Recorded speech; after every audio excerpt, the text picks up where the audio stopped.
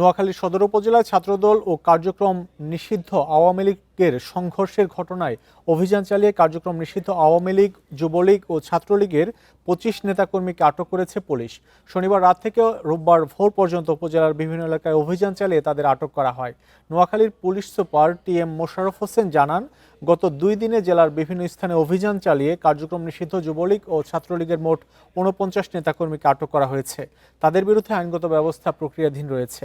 এদিকে সদর উপজেলার নোয়ান্নয় ও কালাদ্রাপ ইউনিয়নে আওয়ামী লীগ ও ছাত্রলীগের সাম্প্রতিক কর্মকাণ্ডের ঘটনায় সুধারাম মডেল থানার ওসি মোহাম্মদ তৌহিদুল ইসলামকে পুলিশ লাইন্সে সংযুক্ত করা হয়েছে। এটি নিয়মিত প্রশাসনিক বদলির অংশ বলে জানান তিনি। এছাড়া সুধারাম ও হাতিয়া থানায় কয়েকজন কর্মকর্তাকেও বদলি করা হয়েছে।